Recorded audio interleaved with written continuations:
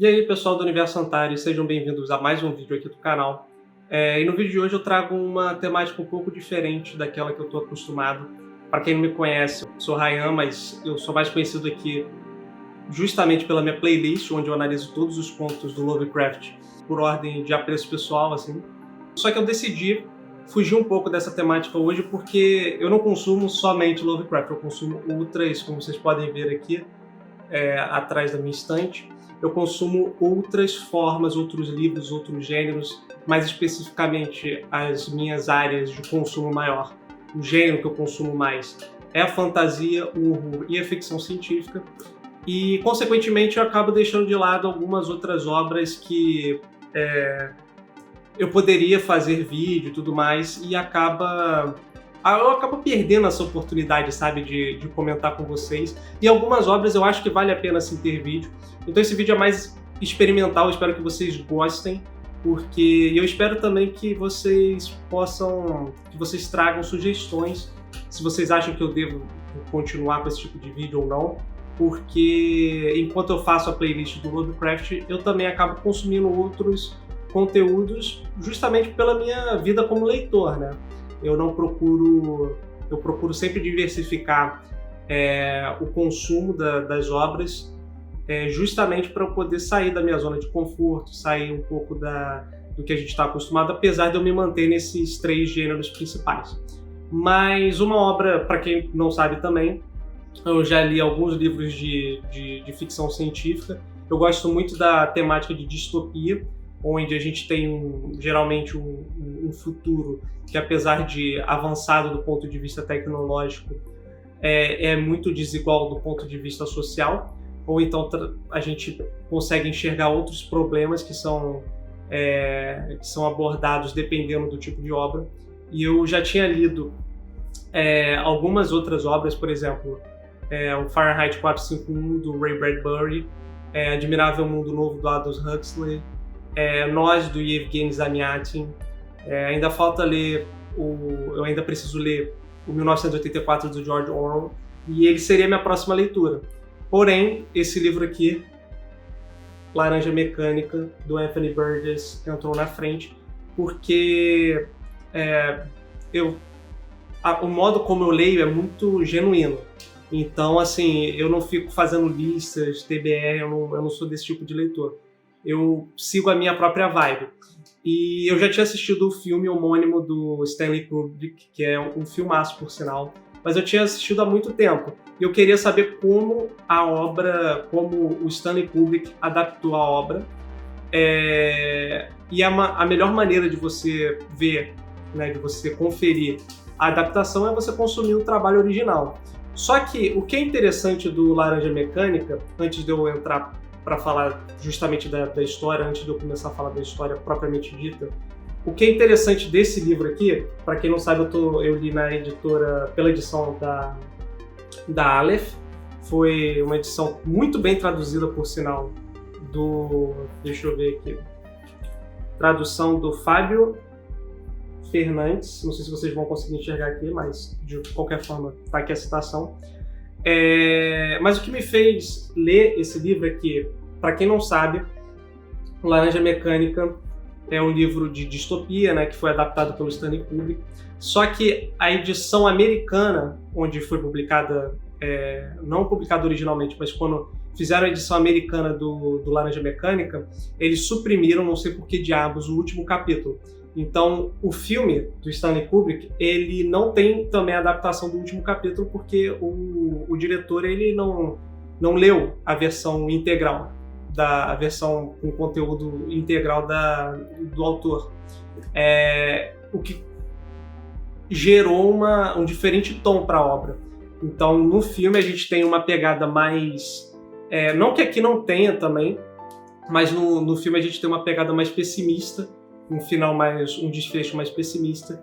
E no livro a gente já tem uma discussão filosófica um pouco mais interessante, um pouco mais otimista para o final do texto. Então, bom, sobre o que se trata esse livro? Aqui a gente acompanha a história desse cara aqui, o Alex. Ele é um adolescente, arruaceiro, ele faz parte de uma gangue que a gente chama, que eles mesmos se chamam, né, de Drugs. E eles o autor utiliza de diversos termos que ele mesmo criou para simular um pensamento tribal, como eu posso dizer, uma espécie de jargão para identificar pessoas da mesma tribo, sabe? Então a gente tem uma série de termos que são uma junção do inglês com o russo e, consequentemente, a gente também está inserido numa sociedade socialista aqui. E qual que é o lance da história? Ele começa, o livro tem 3 partes, dividido em 7 capítulos para cada parte. Então, na primeira parte, a gente vai ver o Alex, junto com o grupo dele, com um grupo de gangues, e eles são, assim, os personagens mais odiosos que você pode imaginar. Eles cometem diversos crimes, desde espancamento, roubo, estupro, enfim, tudo que há de pior eles cometem aqui. Mas o líder, né, que é o Alex, ele é o mais sádico do grupo todo, né?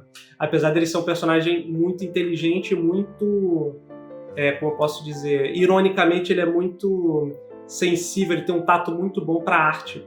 Então a paixão dele, por exemplo, são as músicas clássicas, que isso é algo do próprio Anthony Burgess, né? Para quem não conhece, ele também tem um histórico muito da música clássica, e ele transportou isso para o texto dele. Mas o que acontece? Na segunda parte a gente vai ver as consequências das atitudes do Alex quando ele decide invadir uma casa de uma senhora, e meio que o grupo dele trai ele de certa forma, e ele acaba sendo preso, e ele é inserido num sistema penitenciário assim, que é muito decadente, e ele não vê a hora de sair de lá, sabe? Até que é oferecido a ele, ele deu uma proposta de sofrer de passar por um teste, que eles chamam de teste do Ludovico, em que ele não sabia, não tinha ciência do que era, mas a proposta era que o personagem, a pessoa, né, o criminoso, ele nunca mais cometeria nenhum tipo de crime ao passar por esse teste. E ele consiste basicamente, depois que a gente vê, né,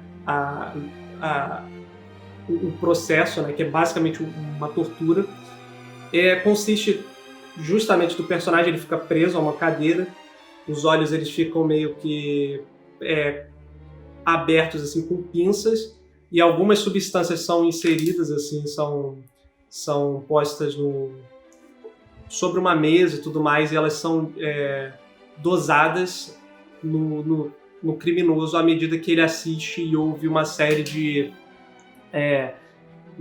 sons, de música e assiste a filmes que retratam cenas criminosas.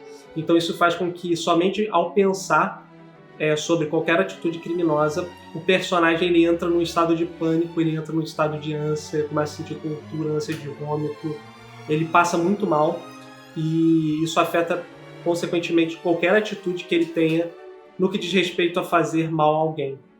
Então, mesmo se ele pensar sobre, ele começa a passar mal. E a ideia do livro é discutir justamente a liberdade, né? Porque chega uma hora que você sai de odiar o Alex, né?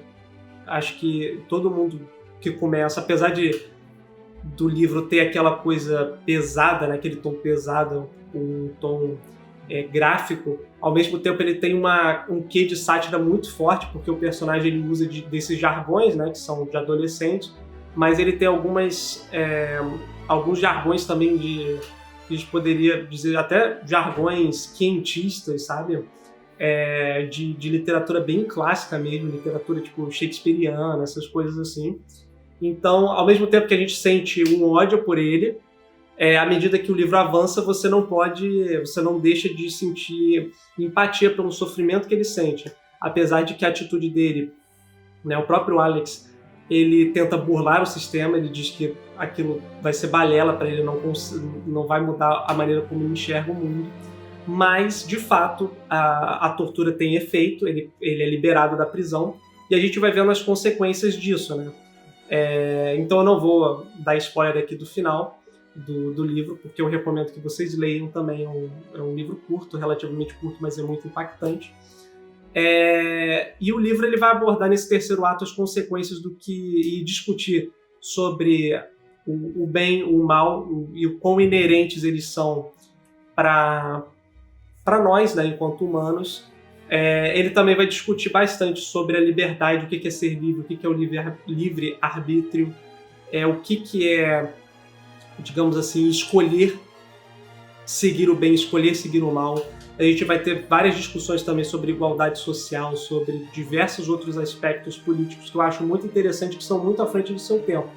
Então, Laranja Mecânica ele consegue tratar de tudo isso de uma forma que é tragicômica, mas ao mesmo tempo é muito brilhante, porque você consegue enxergar no Alex um pouco de si mesmo, sabe, no que diz respeito não às atitudes que ele toma, mas a rebeldia dele contra um sistema que faz com que as pessoas fiquem estagnadas, sabe? Então, por mais que você não goste da atitude de rebeldia dele, o sistema que nos é apresentado, você percebe nitidamente que as pessoas ao redor dele estão vivendo uma vida completamente medíocre, né? Que se resume basicamente a trabalhar para depois conseguir uma mísera quantia de dinheiro e pagar as contas e seguir nesse ciclo que é monótono, que eu acho que aflige muitos de nós, sabe? Tipo, aflige muitas pessoas que têm essa percepção de que, tipo assim, nossa, será que a minha vida vai se resumir a isso? E quando a arte, né, já que a tortura incluía justamente dele ouvir a música que ele tanto gostava, quando a arte se torna algo que age de modo a denegrir, né, a saúde, tanto física quanto mental, do personagem, a gente também tem que ter essa importância, né? A gente, não nós enquanto seres humanos, mas assim, a gente começa a ter aquela noção do quão importante é a arte nas nossas vidas, justamente para a gente sair dessa mesmice, da gente conseguir escapar dessa realidade que parece sórdida a princípio, né?